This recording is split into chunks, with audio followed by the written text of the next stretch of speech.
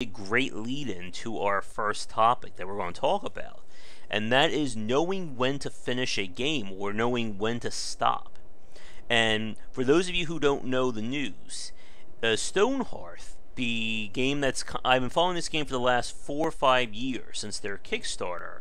They want to do a 3D Dwarf Fortress X style game using voxel or pixel-based graphics.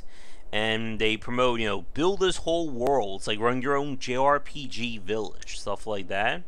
And it succeeded on Kickstarter quite a bit. And if I would have planned this better, I would have gotten the Kickstarter up here on my screen beforehand. But see, this is where the editing comes in, because exactly. then you can put in just like you planned. So they originally asked for $120,000. They raised $751,000. So it succeeded. It succeeded really well. And as a quick Kickstarter tangent, Edmund McMillan's Kickstarter. Have you heard about this one, Rob? Mm-mm. Well, he's doing a Kickstarter for a tabletop version of The Binding of Isaac. Basically a completely different game, but set in that universe. And it is doing ridiculously well. He was asking $50,000. They have just passed. They're almost at $1,050,000, and he has been going crazy with stretch goals and bonuses. He's been tying to all crazy things. Like one of his challenges was record a video of you showing the Binding of Isaac to your mother for the first time. There's now one of have fans take and post pictures with him in real life. Help him hit 200,000 followers, and for each thing they do, it unlocks additional stretch goals. Jeez. So he hasn't had any other stretch goals in terms of like monetary. He's still, I think one was hit like $1 million, but they've all been additional things. So he's had, let me count this down, 1, 2, 3, 4, 5, 6, 7. He's had 7 stretch goals completed. He's working on number 8 right now. So it is going to be a massive game nonetheless, or a massive tabletop game. But bringing this back to Stonehearth, so the game was originally set to come out, estimated release date of 2014. And as I'm sure you and the folks watching are well aware of, it's not 2014 anymore. And if only it were. I know. If only time travel was an option. But the game itself, they promoted a lot for this game. And looking at their page, so they had, in terms of stretch goals, let me see, 3, 6, 9, 12, 13, 15, 18. They had 19 different stretch goals going up to $1 million.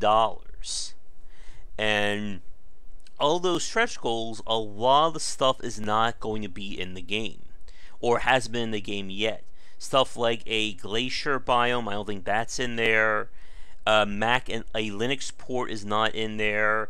They did get multiplayer in eventually, but stuff like additional biomes, additional stuff to do, a new playable race, that's not going to be in there. So the game has been on early access again for these last 4 years. They've had constant updates, usually every 1 to 2 months they do a big build. So there has been continuous support.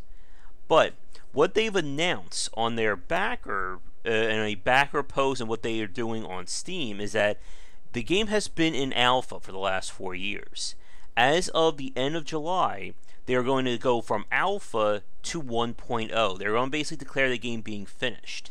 Most of the team is going to move on to another project. Hey Dragon, we're talking about Stonehearth right now, and you missed me causing trouble between League of Legends and Warframe fans as well. But they're moving on from early access straight into 1.0, citing the fact that they just don't want to work on the game anymore. So, and of course, the team was also acquired by Riot Games, makers of as everyone knows, League of Legends. So the plan is they're going to keep about 3 people on staff until the end of the year, and their job is basically going to be bug, QA, PR, stuff like that. And then after all that, it's basically the game's done. Post-release support probably is not going to happen. The Linux port is not going to happen, and a lot of people are kind of upset about this. And let me see. Yeah, so 2018 they're going to release one more thing of version 1.1, and yep, they're basically trying to end it. Like, it's basically, this is them quickly pulling the plug on the rest of the game. And it's raising a lot of interesting discussions about what it means to work on a game for so long, and when do you pull the cord? When do you say, we're done? Because there are a lot of things that go into this. And we're not even at the point of discussing about the Kickstarter connotations and what it means to have people pledge to you and you promise them something. So, again, Rob, with your background with game producing, like, how do you handle this when it comes to the fact that what happens when either A, there's nothing more in the budget, or B, the people are just done, like they just don't want to work on the game anymore? I mean, there's a ton of things that go into all that. I mean, I've been in that situation. You work on a game, and it's the you go back 5-6 years, just to try and put myself in their mindset. You decide, oh, you got this great idea, and first off, everyone, I think most people know that trying to recreate Dwarf Fortress in some other fashion is just, it's tilting at windmills. It's not something that's really possible. This game that 2 crazy people made from scratch over the course of over a decade. To remake something like that just from scratch in a format that requires actual graphic assets is just insane. Mm-hmm. So that's one, but it's this goal, and you have this vision, and you're so excited about it, and that it's going to be the perfect game. It, in your heart, you're aware, and you can convince anybody else because they can see it too. They're like, oh, I love Dwarf Fortress, but I wish it was more visual. Okay, perfect. I'll sign up for that game. Mm-hmm. And so it's an ambitious project, and I don't know how much experience they had before. I don't know much about them. They, according to their page, they were a relatively new team. Like, this was like their first big project. So it's not like these are 10 to 15 year industry vets doing this. Yeah, and that raises the other kind of issue. Now, it's not to say that a veteran can't come in and make those same mistakes. Like, it just happens. Sometimes you just reach further than you can possibly grab, but when you don't have that experience, you can't necessarily know what your limitations are yet. And so going for something that sounds easier than it actually is, or not having tried to do something like that before, or not starting with a smaller project first. I mean, the ambition part is crazy, but it just happened to strike a chord with everybody, because I feel like at that time there were a lot of Dwarf Fortress copies going on out there. Like if I recall correctly, they were just kind of all over the place, even with dwarves themselves as the topic. I know on Steam there are several that at least I had either favorited or actually bought. But with that concept and ambition, and then I don't know all the stretch goals they made, and you said they had made like what, 700K or something like that. 750,000, yeah. I mean, that's an awful lot of money, and you got to ask yourself over the last 5 years, how is that money? Because that's got to be gone by now. I mean, if whatever the team size was, 750,000 over 5 years can go pretty fast. Especially in a game development situation where you have to buy stuff and pay rent and all that garbage. Yeah. But like, you work on the game that long and you don't launch anything. Maybe they do have playable stuff that they kind of allowed people to play with over the course of that time. But then you're just like, okay, it's done. One, I feel like having that discussion is very important, because at some point it does. You kind of have to pull the plug on it. You see that it's not going anywhere. You see that you're wasting your time. You see that their fan base has either lost interest or nobody else has got interest in it, and maybe the technology of the time is just gone, and you're not going to make any more sales. We ran into this problem, I think, with our last project, which ventured forth, and I will say again, I think it's a great game, but the goalposts kept changing. Like we kept targeting new features, and this feature we'd go after, then we'd cancel it and go after this feature, and kept zigzagging like that, and until there was a point where we were like, you know what, we either got to launch it or we're going to work on it for years. And it's already been 4 years for the developer, and it's already been 3 years for me as the publisher, and it's just like, well, I'm not making any money. I'm not going to make any money, and we're already about to go out of business. So we kind of like, well, either launch it or don't. We're kind of out of it. So that happened for us, and I know that for a solo developer like him, it's a tough thing to do, because you don't see any interest, or you don't see any possible sales, and you want to keep adding to it. And I can imagine that these guys had kind of a backwards thing, where they had all these features that they were supposed to add at the beginning, and they promised to people, and they just started realizing how hard it was going to be. Like Linux support. I mean, from a game development studio perspective, Linux support is just kind of useless. So I don't know. I'm kind of going off on a lot of tangents here, but the fact of the matter is, you do have to make that call at some point, and you do have to realize, and it is like this adult decision you have to make, and you have to just come to that realization, like, oh my God, it's not going to happen. And making that decision earlier would have been helpful, because I feel like it would have kept them from being super burnt out, and they could have launched the game, maybe pissed off some people, but at least kept going on it in terms of patches and all this stuff. But if they're just going to say, well, abandonware, buy it at your own risk, that's where the mistake comes in, I feel like. And trying to avoid that kind of burnout is important, and you should really, you have to be honest with yourself over time, because these projects do get out of hand, and they can just kill you.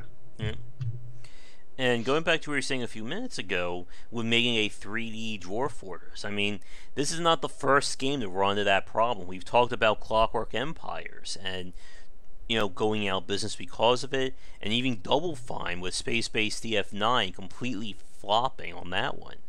And yeah, there's a lot that goes into this that I would love to talk to the guy who made Dwarf Fortress. I mean, I'll try and see if I can send him an email after this, because again, like, a lot of people, as you said, are huge fans of Dwarf Fortress, and you would think that, and I'm sure they think that this is a great game, I want to make my own version of it. But there's just so much that goes into it that it's kind of become like a white whale for a lot of game developers. For sure. And I think the fact of the matter is, like, when you say you want to do a Dwarf Fortress, I mean, it's almost like saying roguelike or something like that. It's kind of got its own meaning. But when you play Dwarf Fortress, like, for real, and you get past that beginner's part where it's like, this game is stupidly hard to learn, you begin to see, like, how ridiculously deep it is.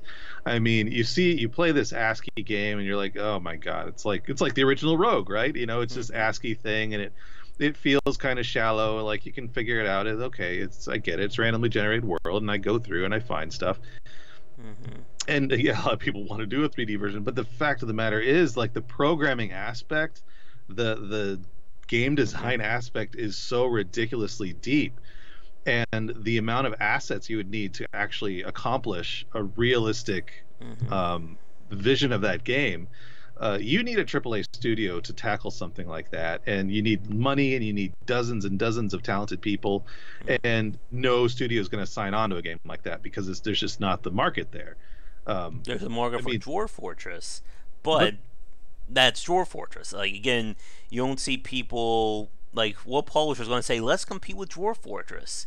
It will be like saying, let's compete directly with Fortnite now.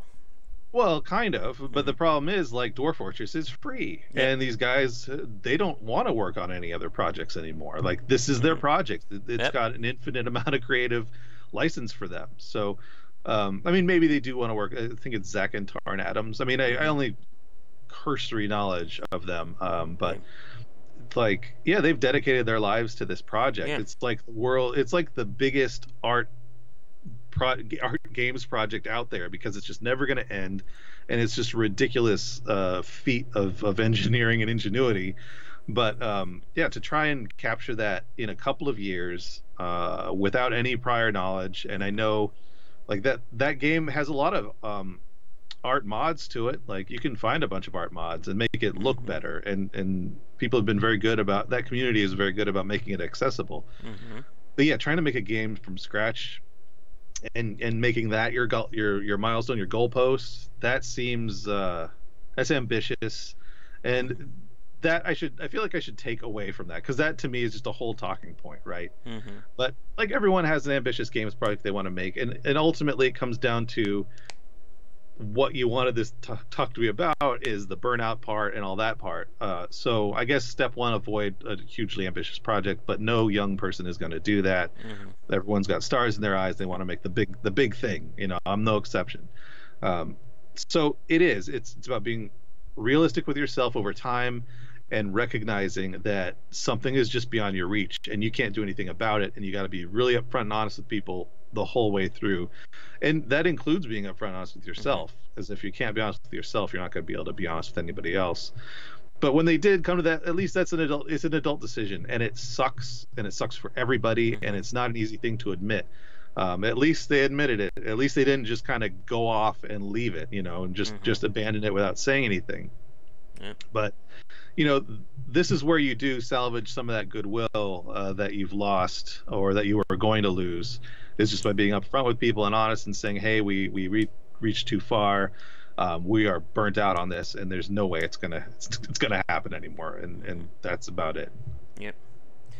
And yeah, as you said with Dwarf Fortress, like it is their ultimate passion project. I've said this before, like that right there is the dream for a lot of game developers. Like you said, especially a lot of young developers wanting to make that game.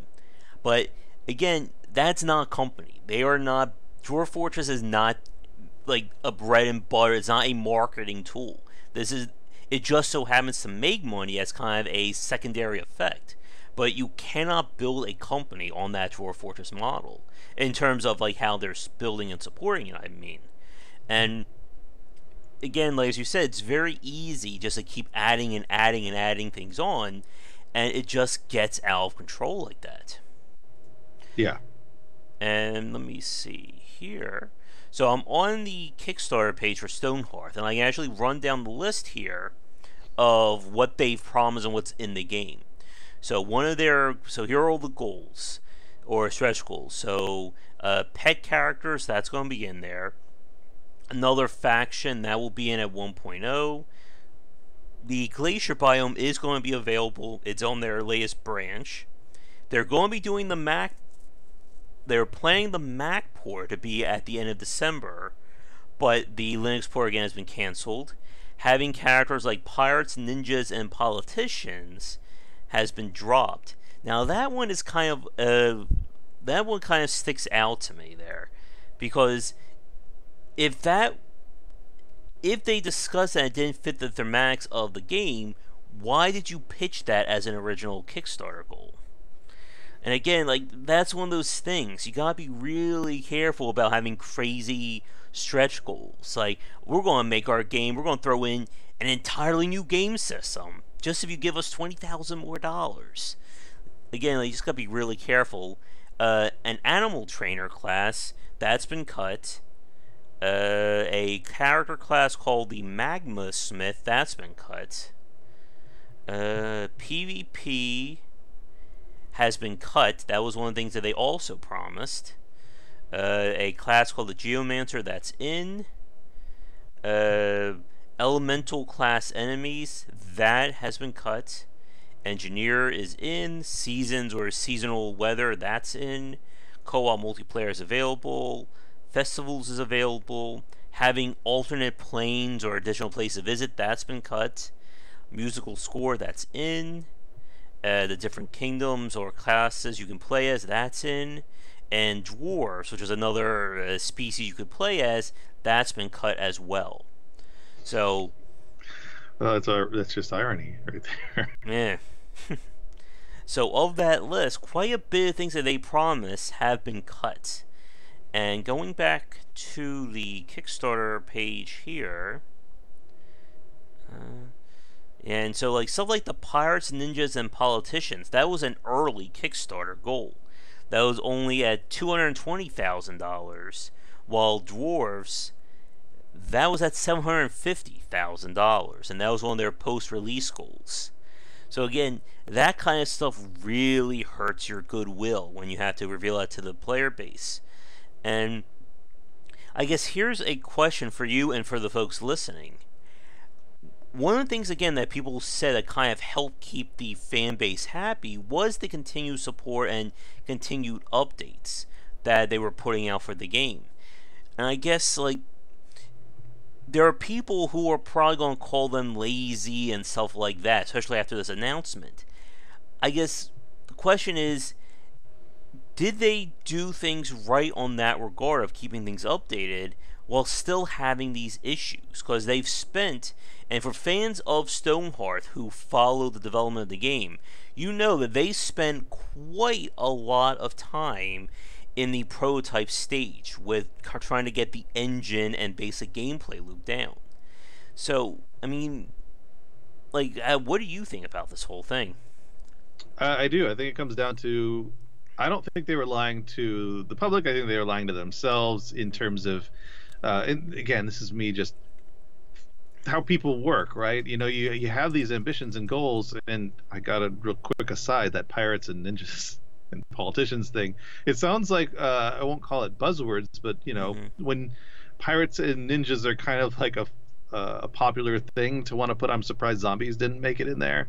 Like it's just that kind of like, oh, pirates are cool and ninjas are cool. I don't know about politicians, but like we'll put those in our game because we're young developers, you know, whatever. But I feel like they did eventually realize that all of the promises there, they just couldn't.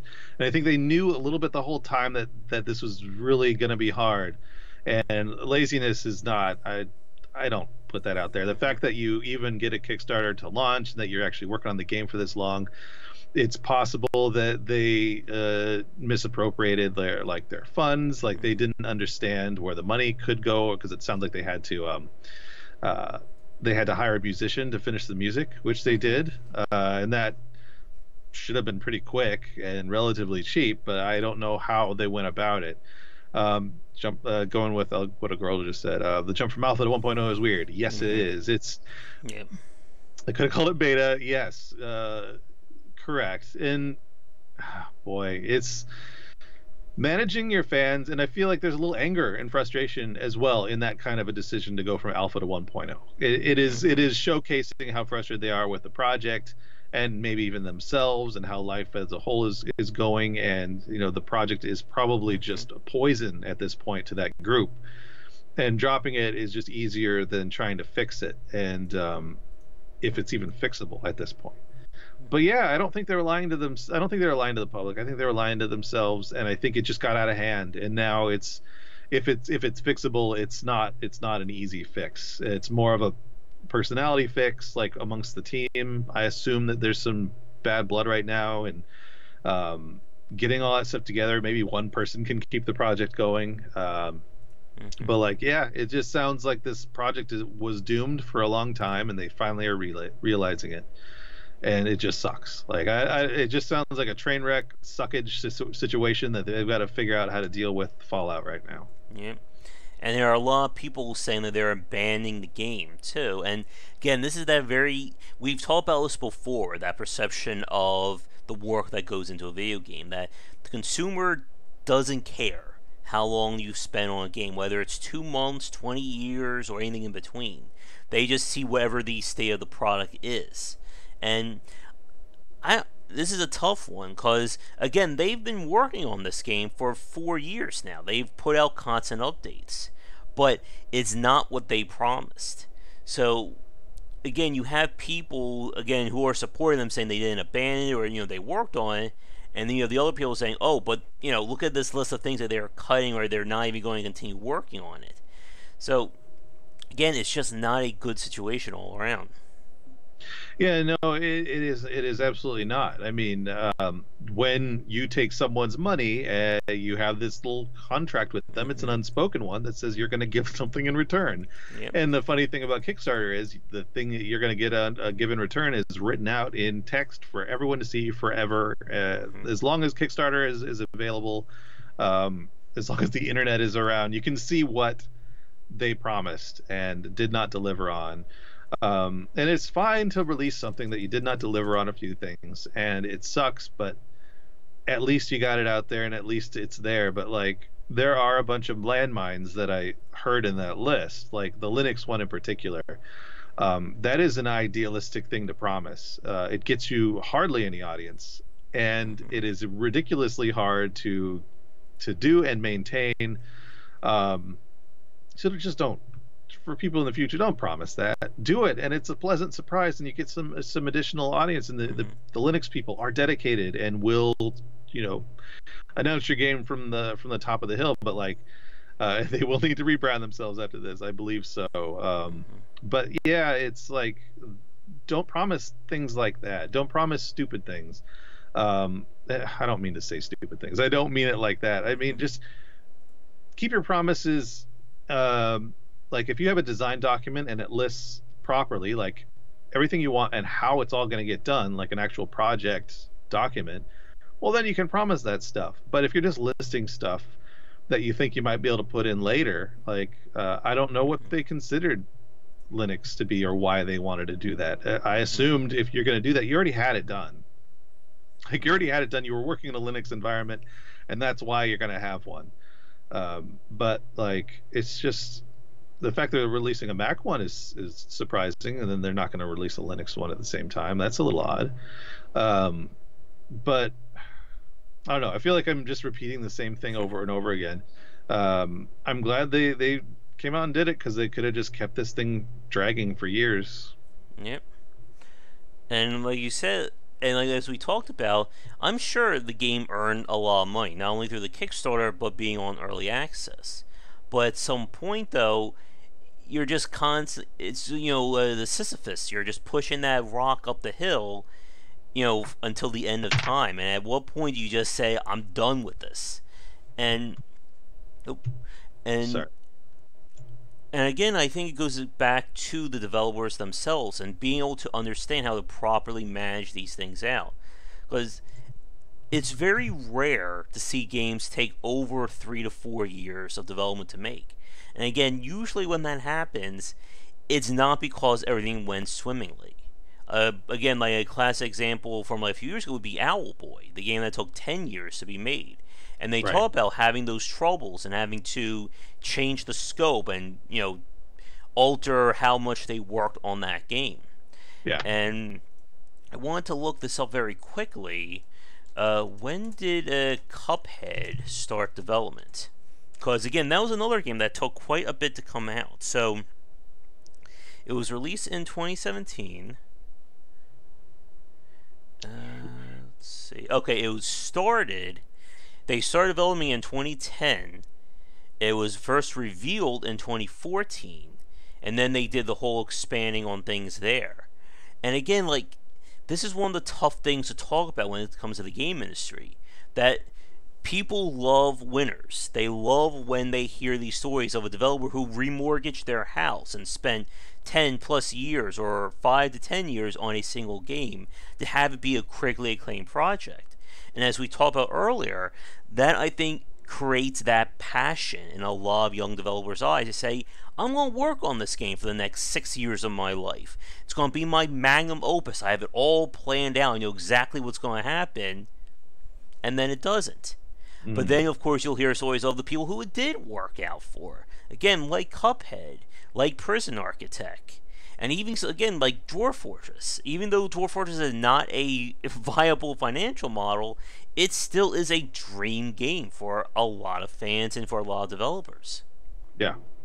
Yeah. I mean, the fact is, Dwarf Fortress is free, and Mm-hmm. anyone can go download it, and anyone can play it, and they make a living off of donations, and they're very open that their living is modest. It's Yeah. they're not rich.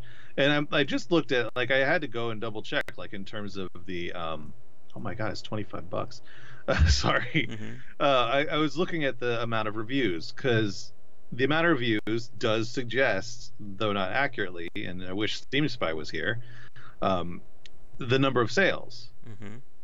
And if you take the number of sales and kind of give it, because I don't know if they've retroactively taken away all free versions of the game, or those reviews that Steam did, but there's 4,300 reviews, right, for Stonehearth. Now, for Reassembly, one of the more the higher selling games that I worked on as a publisher, it has a quarter of the reviews that Stonehearth has. And so in my brain, and it's also $20, not or sorry, was it $15? I forget. Offhand, I forget. But the $25 times, 5,000. I know how many games that Reassembly sold. Um, and if I take that and multiply it by 4, then we're sitting at nearly a 500,000 sales. Mm-hmm. And if you take that $25 and then include, like, discounts and sales and that kind of thing, and just give it $10 per sale, I mean, you're looking at $5 million. Even like taking away the percentage of Steam, just assume it's $2.5 million. That's lower than it would be. But, like, that's the kind of money that makes me think I don't feel bad for these guys anymore, not even a little bit, because you have that much money. All you need to do is hire more people to finish the game for you. Mm-hmm. That's the only thing you need to do, and it's not that expensive. If you don't want to finish the game, give it to someone else to finish. That's a lot of money, and chances are it's just spent. Yeah. I don't know. And a lot of people, of course, are pointing out the fact that the studio was bought by Riot, and Riot's been kind of helping the funding, and I'm sure, kind of overseeing things since they acquired the studio. And again, it's just a very sticky situation, because what happens when you just don't want to work on a game anymore, but you still promise, X, Y, and Z to call your game complete? And again, like we said, people don't care that you spend 4 years of your life making a game. They care that you promise a list of 12 things and only 4 of which are in the game right now, and you're declaring it done. Mm-hmm. Yeah, and that's exactly the reason why I would say, if you want to abandon the game, it's not that hard to get a team B to work on the game for you. Like, if you wanted to move on to another project and you have enough money to do so, and certainly if Riot owns you, like, I don't know what their deal is with Riot. I mean, if Riot owns the game and they're like, you know what, this is going nowhere, you guys have to cancel this. And that makes sense. AAA studio, they do this all the time, but the fact is, they know, by looking at bottom lines and stuff, they know exactly when to cut their losses, within reason. They make huge mistakes and lose a ton of money all the time, but they have a pretty good feel for when a game is going to stop making them money and when they need to move on. This might just be one of those times. And the AAA company might have made this decision for them, and they are just the bearers of the news. So again, so the situation is so weird. Like, I wish I knew more about it, but, like, it is the burnout is real, and the working on a project like this, yeah, like you said, it is idealistic to work on a project for 10 years and sell everything you have to do it, and be 100% pure to your artistic vision. But at that certain point, like, your artistic vision has suddenly become owned by 100,000 people or more, right? 500,000 people probably at least play this game or have owned this game at one point or another, whether or not they played it. So, it's no longer your game necessarily, and you're just kind of giving up on it. There's a lot of it's just giving up on that many players. It just seems like a bad idea. Yeah. And, like, it's always, again, very hard to manage these projects. Again, if we want to talk about, managing a game's development over, 3-4+ years, that's a topic in of itself. Like, that's something too big. But whenever we talk about following through on your plans, again, Prison Architect is still the gold standard for this, both on a Kickstarter kind of style and on early access. And again, like we were kind of seeing, this is like the best thing, like the developers who came after Prison Architect, who seemed like they would take the crown away, they've all failed. Gasland with Clockwork Empires, Stonehearth, Radiant Entertainment, and I'm sure there's a few other ones as well. Again, Space-Based CF9. And is it a combination, is it their work ethic at Prison Architect? Is it their management style? Again, without talking to them directly, we're just kind of, playcasting or broadcasting our thoughts here. But they spent about 2.5, I think 3 years on early access with Prison Architect. And they kept to a monthly goal or monthly release. They kept people informed. And I mean, hell, I am very sure they added more to that game after its success than what they originally planned.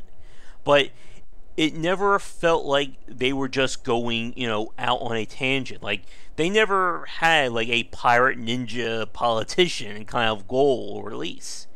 Like, they knew how to market that game. They knew what to reveal to people. Because I'm sure things were challenging creating that game. But you never really saw, like, the sticking points, I guess, in a sense. Like, it always felt like the train was on track from beginning to end. Yeah, it's a weird way to go down that particular path, because, like, in the end, like, you can get 10 developers and they all do exactly the same thing at exactly the same time, and one of them might succeed and the rest will fail. And this is where you get those postmortems that I keep seeing all the time. Like, all these developers are like, well, here's why we failed and here's why we succeeded. Most of the time it's the success ones. But you can copy those 100%. You can have all the work ethic and you can have all the everything, but sometimes it doesn't work out. Like, sometimes it just doesn't work out. So and sometimes it just works out really well. Like, I feel like working out well is a game that makes money, and you can make a modest living on it, possibly. Prison Architect is one of those where, like, well, that guy's rich now. So that being the goal, the gold standard, yes, getting rich now off of an indie game, that is idealistic. To say that only some people have been able to do that successfully is does not even describe, like, the percentage of people that actually get rich off of indie games is so small. And yes, I'm sure they did most things perfectly. They just hit all those notes. Some of them probably just hit the right time, the right place, and they got boosted. And then some projects, just for whatever reason, life happens and they couldn't get it done. It is really hard to hold up a game and say, just like Dwarf Fortress, just like Prison Architect, and say, that's the model I'm going to follow in terms of gaining success. I'm going to work like them. I'm going to copy their project management techniques. I'm going to copy their Kickstarter, all that stuff. And then, they don't always work out. They could have done everything right, as far as I know, but it just didn't work out. Yeah. And again, it's always tough to know when to call your game done. As a different example, or as two examples of this, with Battle Brothers, this was another game on Kickstarter, had great early access, developers were incredibly transparent about what they could and couldn't do, and the game came out and was a success.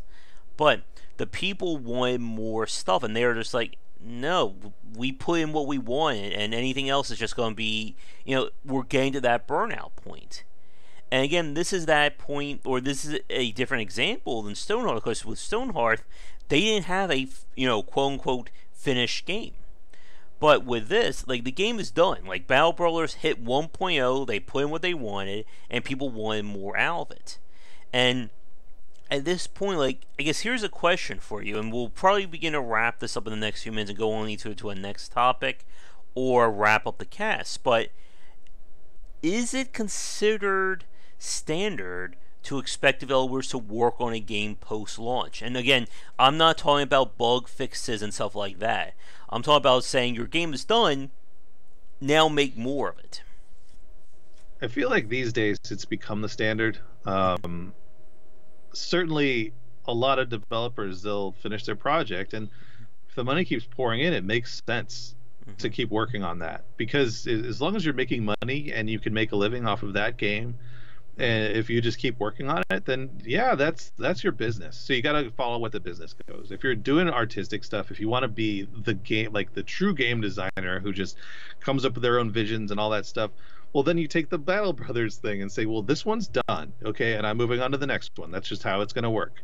Mm-hmm. um, you got to know yourself there. Like, you can't do both. I mean, you can kind of do both, but usually you don't want to, because you're just half-assing two different things at the same time. um, but yeah, you got to pick one or the other. I think certainly bug fixing and all that, you got to support it. Mm-hmm. But um, if customers now, they expect a game to be have updates and Mm-hmm. DLC and all that kind of stuff. Like, you don't see many major games go out these days without that coming up. Season pass, the other stuff. Yeah. Yeah. Yeah, and going back to Algora's point from a few minutes ago, that's the problem going after the successful ones. You cannot take into account exactly, because again, every game development is different.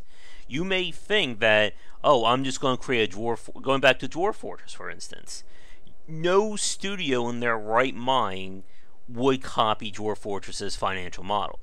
You would No. go out of business, basically, especially if you're running like a 20, 30 man studio. That would be crazy.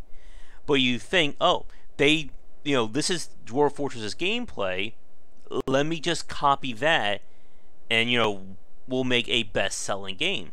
But you don't know what they've done. You don't know how things succeed. Again, with the Prison Architect example, unless we actually talk to Introversion, we're never going to know exactly how that game was developed. Did they have a 3-year plan, or did they just really wing it, and they just winged it really well for 3 years? But again, consumers and people outside, they only see Kickstarter game, early access, massive success, did way more than what they expected. Let's just copy that.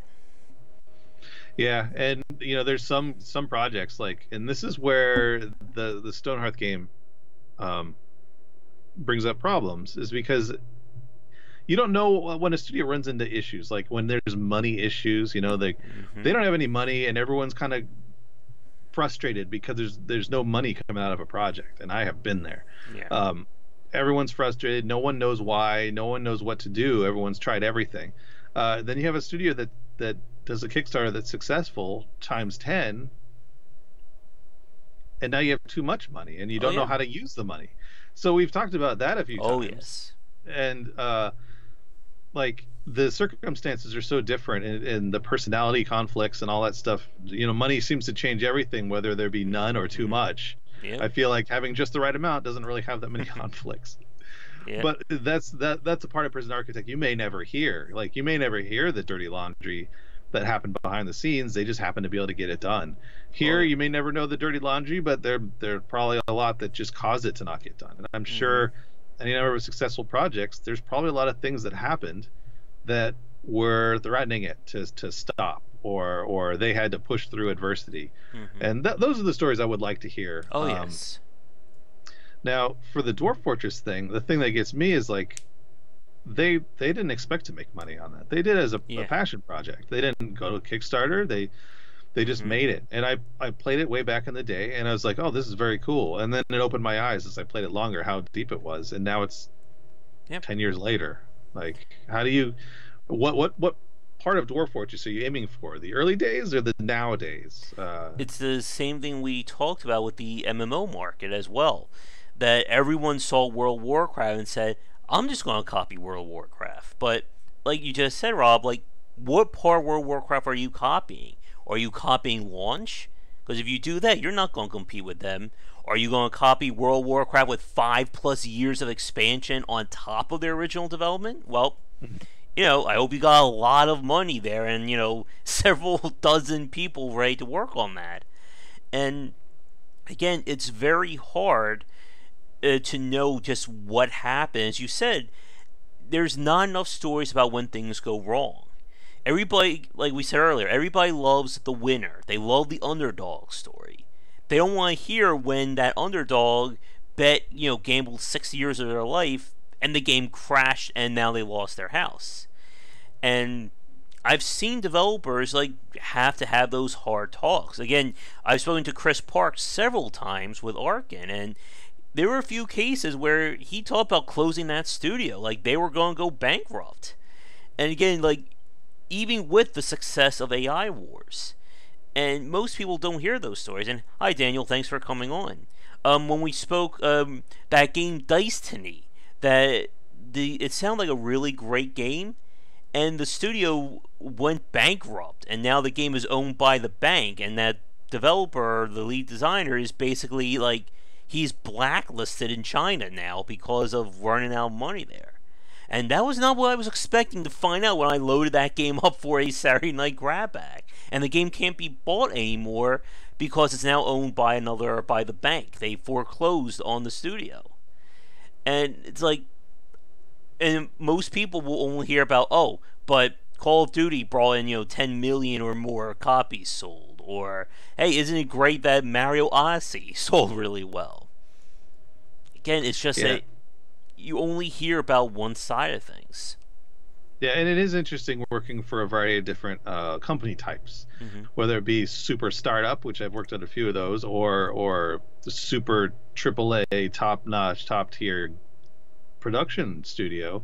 They approach things very differently. The startups approach it with okay, we got to be super careful about our spending. Well, sometimes that's the case. And then while the big production studios, there's kind of a mix there. There's the people who made a lot of money off of a game and they don't know how to spend it, so they spend way too much. There's a story that I was told. I think I'll just bring up real quick. A guy I used to work with worked in not, I guess it was an animation house, and they were asked to do a render or design an intro or a commercial or something for a game. And they did it, and they caught, they're a premium house, they cost a lot of money. And then when they're about to deliver the final product, the guys goes, oh no, we want to change this detail. And so they have to go through and change the detail and re-render everything, and it costs another $50,000, $100,000. Oh no, we want to do this detail too. We want to change the color of this, so we want to change this. And that's an example of a company that just doesn't know how to spend money because they're just throwing away money on a stupid detail that no one's ever going to notice or care about. And then you've got companies like the ones I work for now, you got your 2Ks. Well, they know where to spend their money. They know how they make money, and they're not going to waste a ton of it because they've been in the business too long. They've learned that throwing away money on a bunch of random stuff is just, why would you do that? You can always take that money and put it towards something else and make more. Something that is profitable. Yeah, exactly. So it's the weird experiences, the vast variety of mentalities and experiences of different developers and companies. It's such a wide gamut, and one that's very interesting to me. The one that I'm never going to find out about, and hopefully not, but it's the one where you're a wild success and you have too much money. Now what? I don't have that problem, and chances are I never will, but who knows? Maybe I'll get to experience that horrible problem one of these days. Me too. I would love that as well. Yeah, exactly. Yeah, and going back to Draken's point from a few minutes ago, is the updates worth it? And that is, again, it can be kind of like that whole adage of chasing the dragon. Are you ever going to? Are these updates going to make your money back or make more money? Because again, if you work on an update to your game for 2 years, that's money that was going to be profit that you could have gone and put into something else. And like we've said, there is no certainty when it comes to game design and the success of a game. You could have a game that you barely put anything into and become a cold hit, just as you can spend 10 years of your life on a game, this massive 200-hour plus experience, and nobody plays it. And one last example, and then we'll move on to either another section or cut it out. Weather Factory, Alexis Kennedy with Cultist Simulator. they've been talking about. Oh, excuse me, voice is starting to cut. But what happened was the game. They've had a really successful time. They were hoping that they were going to sell 30,000 copies in the first year. They were, at the low end, they were expecting 10,000 copies. And after 2 weeks of launch, they sold over 40,000 copies. And that is a huge success. And now they're planning on doing post-release support for the game. They've got a roadmap tentatively planned out until the end of December of this year. And we're going to once again see in this case what is going to happen in terms of how this game is going to do in terms of continued support. Yep, and that's an interesting point as well, King, about No Man's Sky. I would like to say that things have gone better for them. I haven't kept up, but they have been doing a lot of support. It could turn out that No Man's Sky may go into that category of second, Phoenix Rising from the Ashes kind of game, such like Sky Shine's Bedlam and why do I always forget the name of it? Nuts. The game from Stellar Jockeys, Hugh Monahan. Oh, man. I have him on my Twitter as well. And I hope he's not watching this right now. I always forget the name of his game. Let me see here. Real quick comment on No Man's Sky. Well, here, I did a quick look up on them, and because I occasionally I'll check out their store. Whether or not they get their reputation back, they've got all the money they ever need. That did not hurt their sales at all, and I was always shocked at that because the game looks amazing. It really looks amazing, and so I was always interested in it. And I would go there and I'd see the reviews, and I would never buy it because of the reviews. And every time I'd go back, I'd see more people bought it and more people bought it. And all I could think of was, well, why would you buy a game with such bad reviews? The all reviews equal mostly negative, which is 38% on Steam, and then the recent reviews, which is a little under 500, is mixed at 68%. So, well, the recent people who've played it seem to be okay with the game. It certainly hasn't changed anyone's opinions. Not enough of a way for them to actually switch the review. Yeah. And I looked it up. It was Brigador. That was a game from Stellar Jockeys. So, again, it's very weird how things are remembered like that. Going back to what you guys were talking about earlier, Raiden Entertainment is going to have to be really careful about how they handle PR for their next game. Because, again, they're coming off of Stonehearth and this kind of news.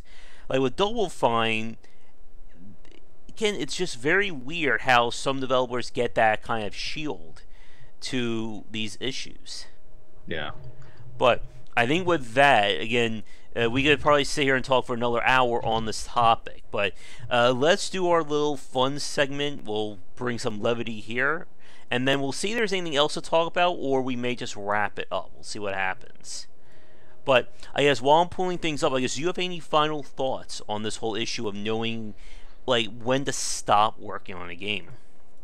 Yeah, I'll go back to kind of early on. Just be honest at all points. Be honest with what your expectations are and where you're at, and how successful you've been up to that point. Because at a certain point, you're going to be like, you know what? This thing isn't going to sell. I don't care how good it is. I don't care how good I think it is. Nobody else is interested, and I got to cut it. It's the whole gambling thing. You go and you gamble, and you think to yourself, you know what? This next one, I could get my money back. At a certain point, you're going to be like, you know what? It's not worth the risk. I got to walk away and go to my next thing, because it'll destroy you. It'll destroy your family and those close to you. That's the thing that you don't want to have happen. And, they probably made the right decision in doing this, even though they apparently had the funds, unless there's some kind of money issue that cannot be seen, which is 99.9% the case. Yeah, so you just gotta, not to bring up the Kenny Rogers song, but know when to hold 'em and know when to fold 'em. All right.